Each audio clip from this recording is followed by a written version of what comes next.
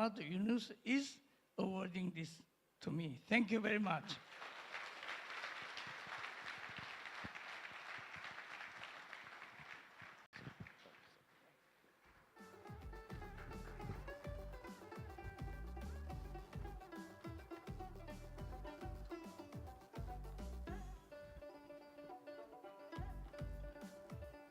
So it's now time for the grand finale of the opening plenary. Our chief guest, our chief host, and the Honorable Chief Advisor of the Government of Bangladesh. Ladies and gentlemen, please welcome Nobel Peace Laureate, Professor Muhammad Yunus.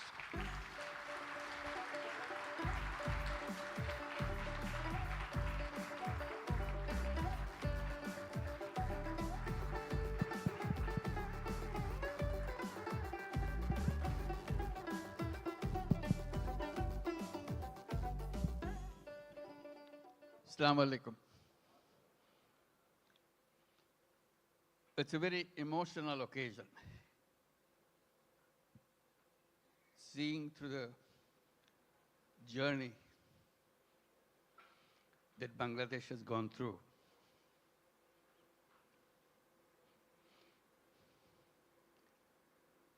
The people who are just presented, they are the heroes of Bangladesh. Let's give another big applause for them.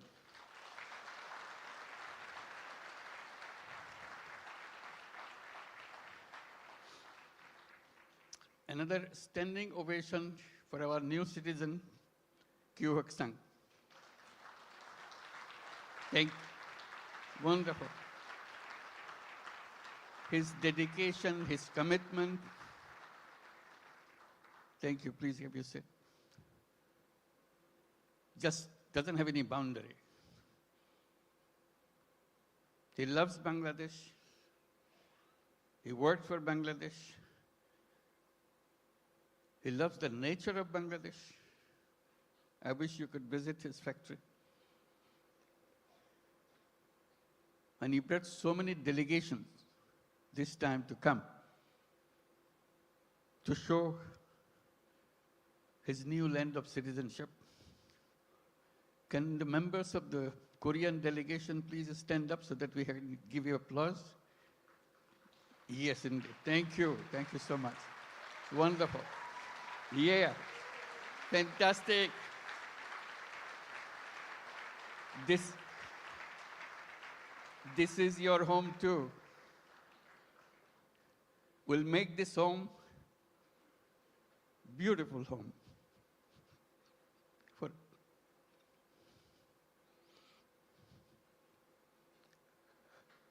Seeing them today, it's a journey that we have made the last 50 plus years. I was just remembering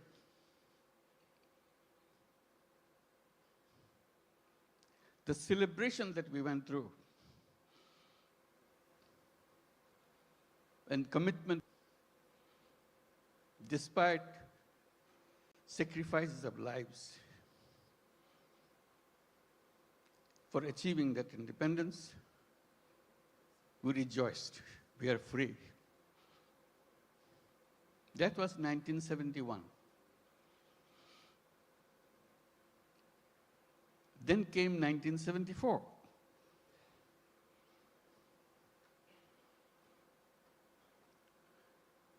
Today we are talking about 180 million people. In 1971, we were just about 1/3 of that size in population. Still the same country. 74 is a year that we cannot forget.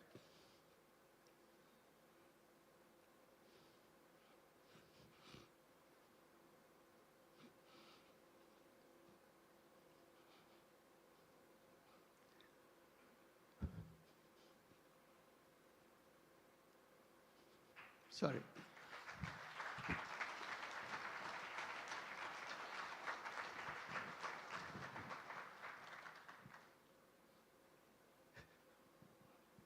Sorry, my word. People died of hunger. A famine throughout the country.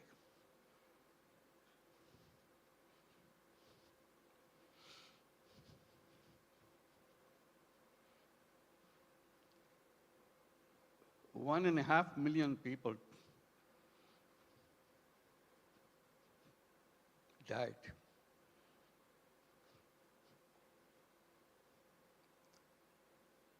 So that was the country we started with.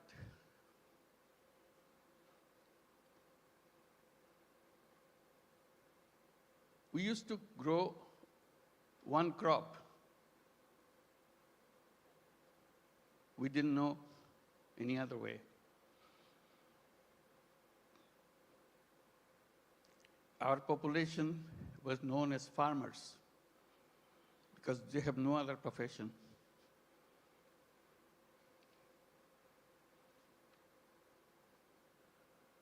And of them,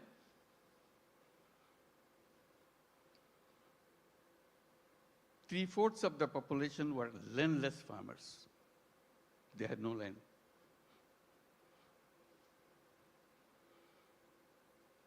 They used to lease in a tiny bit of land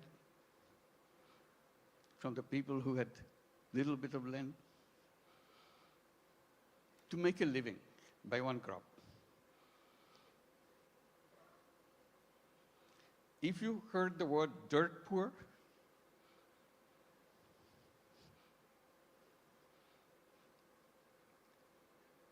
that was Bangladesh.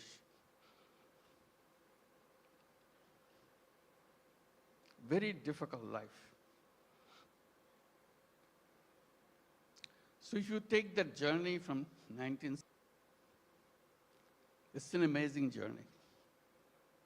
Here we're talking about all these big industries and so on, and inviting you for so many countries to set up more industries. We're talking about the big market, talking about the big, intelligent young population.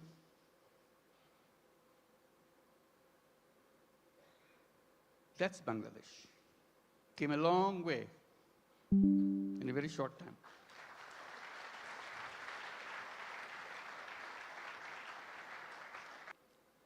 One little initiative came just to relieve the burden of watching what's going on.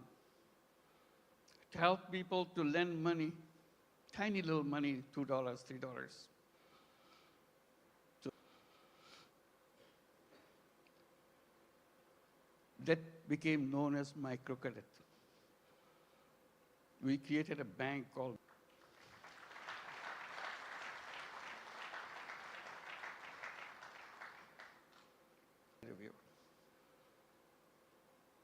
You don't recognize it. You hide it by giving public money to them. Solution is creating the structure, framework, will unleash the energy of the people. Then a crazy idea came over. When the government wanted to issue license for telephone, we had nothing. Most of them don't work. So we talked, why don't we apply for a license for telephone company? To make a long story short,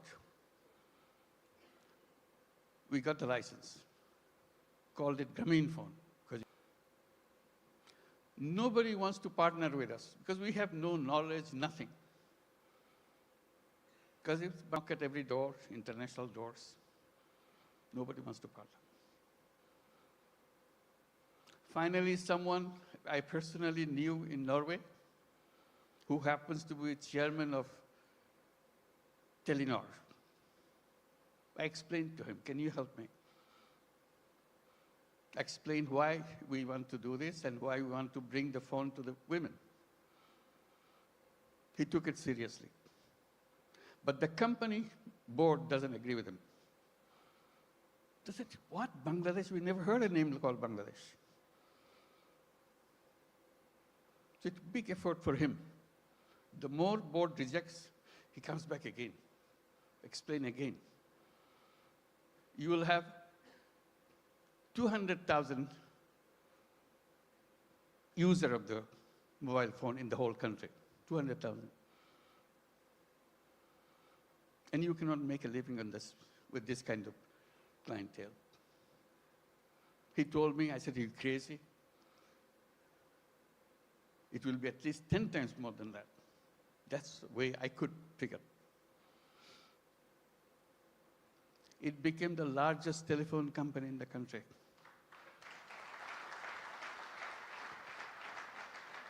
And women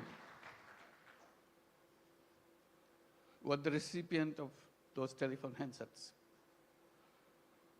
To turn them into what we call telephone ladies, sell the telephone service of the company. Only poor women of 𝗙𝗵𝘆𝗄𝗏 Bank, not all women, only poor women of 𝗙𝗵𝘆𝗄𝗏 Bank can get a phone. Totally illiterate, has nothing to do, doesn't even know what a phone is. We train them. They started selling the service, saying, if you want to make a phone call to your son in the Middle East, in the meantime, Middle East saga began. So people wanted to talk. It became a roaring business. Soon, 100,000 women selling telephone service all over Bangladesh. It became so popular, everybody wanted to have a phone. Changed the whole company. At that time, there are other companies coming up around the world. They were focusing on their cities. The newspapers were covering us, not them. It became well known. So they started copying. For the first time, the idea came, phone have some use in the villages. They had no idea at all. The telephone has any meaning in the villages. They're always concentrated on the cities. Telephone industry globally changed.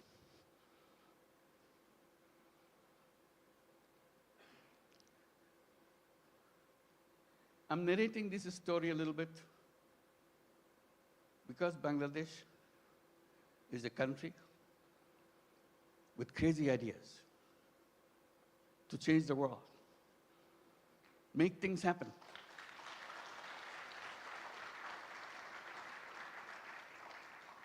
Everyone you saw on the stage receiving the award has a very powerful, crazy ideas and made them happen. So we invite you to join that crowd.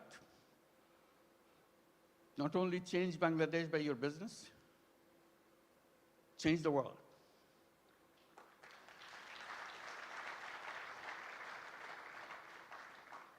I keep reminding people, yes, you want to make profit, go ahead, make profit. Maximize as much as you can. But we can add a little piece into it. Social purpose. You don't have to get disrupted by that. It's something that you can do, you have fun. Like many of you do already.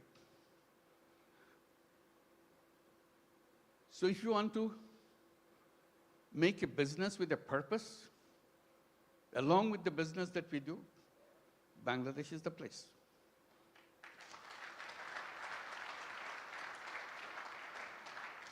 You will not know what your business will be like. Why the whole world is following you.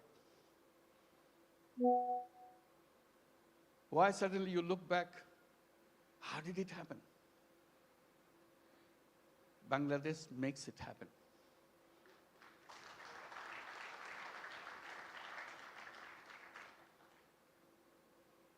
Always people explain how happy you got, you make money. We show the bottom line, fantastic thing.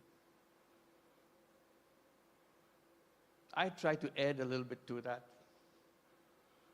by saying making money is happiness. Definitely, of course. But making other people happy is a super happiness.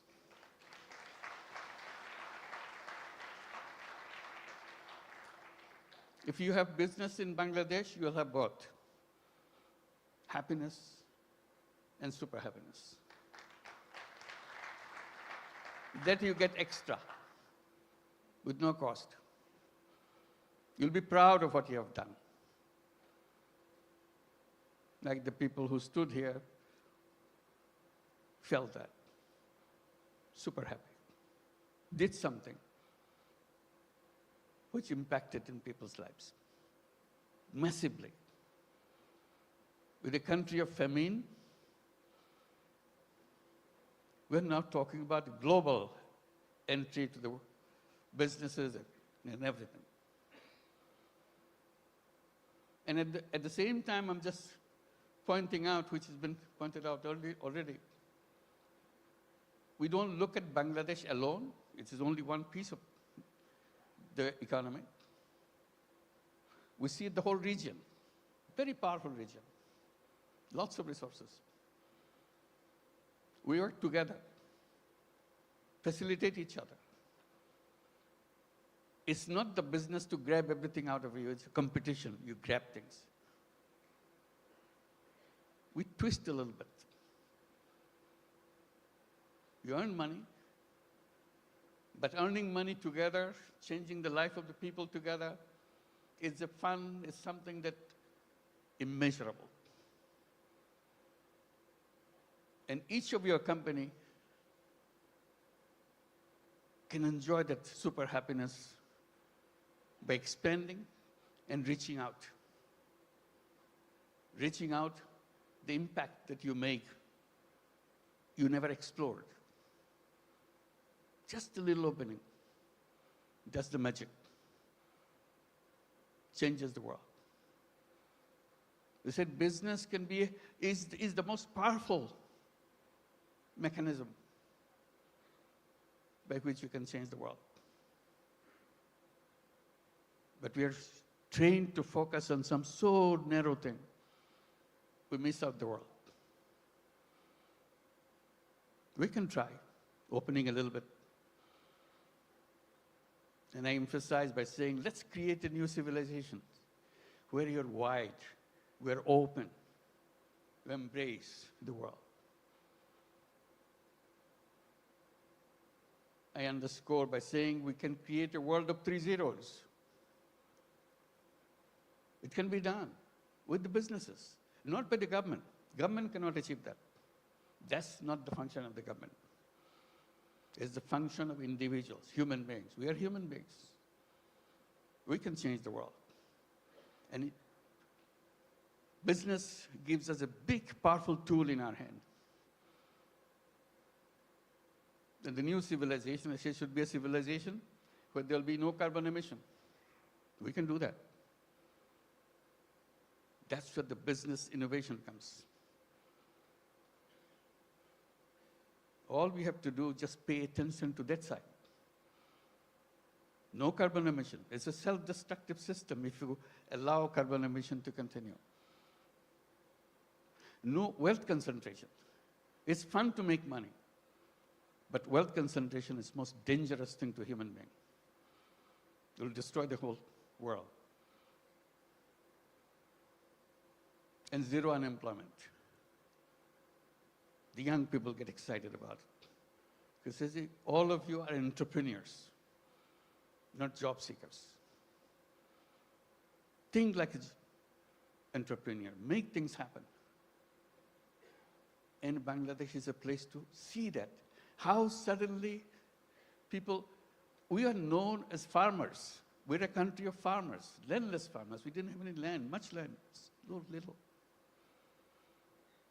Only in the 70s, early 60s maybe, 60s, some crazy young guys from the universities dare to enter into something which is happening in the country because of business interest of other countries, garment industry.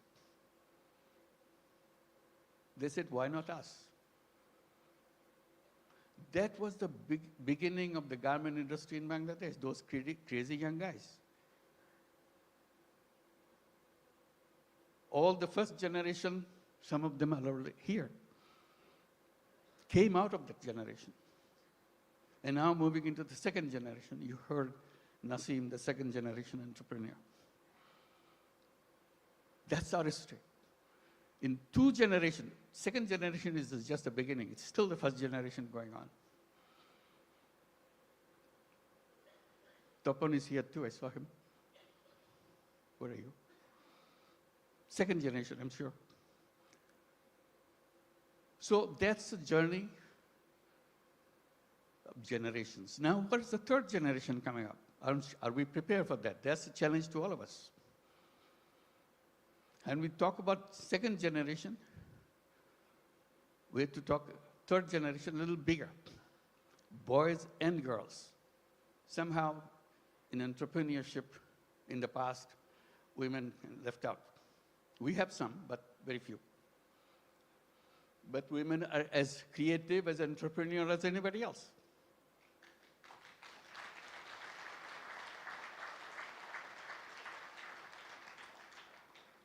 Together, those young generation will change the world. They have the technology, they have the creativity, innovativeness, and problem-solving ideas.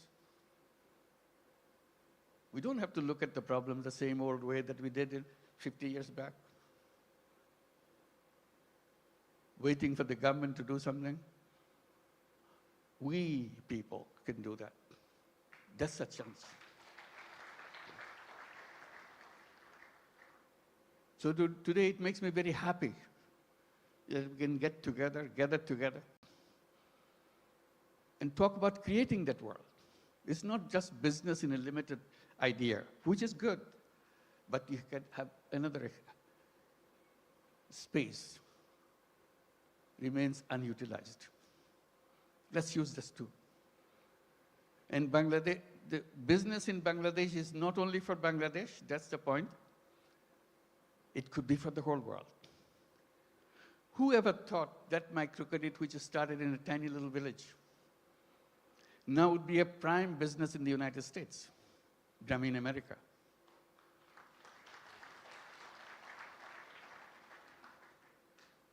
Millions of women take money from 𝗙𝗀𝗵𝘁 America. Loan size, in the American terms, less than $1,000. Imagine needing less than $1,000 in the United States. Such a hassle, such an impossible thing. They get so grateful that somebody gives them. Usually $500, $600. Now the whole 𝗙𝗀𝗵𝘁 America became annually about $2 billion a year. In the next 4 years, it will be $5 billion a year. It's growing very fast. So little things. In that sense, Bangladesh ground is very fertile. You put a little bit of seed, it becomes global.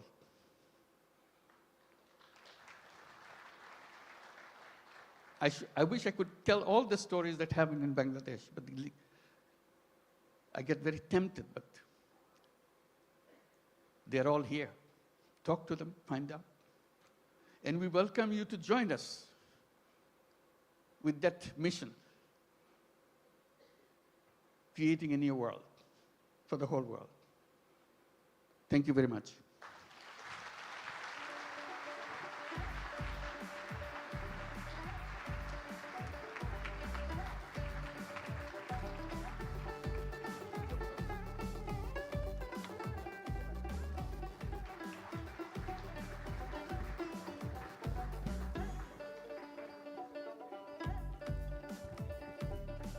Ladies and gentlemen, requesting everyone to stay seated until our Honorable Chief of Advisor is departing the hall.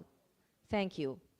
Ladies and gentlemen, humbly requesting everyone to stay seated until our Honorable Chief of Advisor has departed the hall. Thank you. Could I get the microphone, please? Can you hear me? Okay, so we've come to the end. Thank you for staying with us for a little bit longer for two reasons. One is that the chief advisor is going to walk around the Youth Entrepreneur exhibition outside, and SSF would like us to stay here for the duration of that. So hopefully it'll be done in just a few minutes. But also because I wanted to say a few words, if I may. First of all, the quiz. When the chief advisor said Bangladesh is a country of, what did he say? What ideas? Crazy ideas. And what did he say in that same sentence? Bangladesh is a country of crazy ideas, and we the ideas and make things happen. That is the main mantra that I'm taking away today from his points. Could we also take this opportunity to please thank our colleagues, led by Ashik Chaudhary, who have put together this spectacular week, this wonderful event. I know that for them this has been a labor of love, but they've really been giving it their all.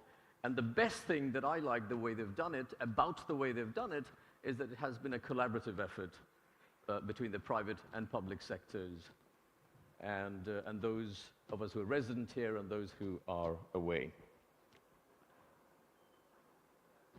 My third and second last message is that, particularly for those of you who are visiting from outside, but also for those of us who are based here, you'll be here for a few days, attending some of the deep dive sessions. You'd have seen and heard some things earlier today. If you like what you saw, if you feel that your beliefs, your prior beliefs have changed and have been updated, then please, you can do us a huge favor if you go back to your own communities and help spread the word. We could really do with a lot of help in being, what's the word that Ashik used at the start? Ambassadors of the message that we'd like to give out. And then finally, I believe there is going to be a QR code. Could we get the QR code up? There'll be a QR code up very soon, and as soon as we have that, if you wouldn't mind scanning that and give us some feedback. We would like this to be a learning affair. We want to do better next time round and the next time round.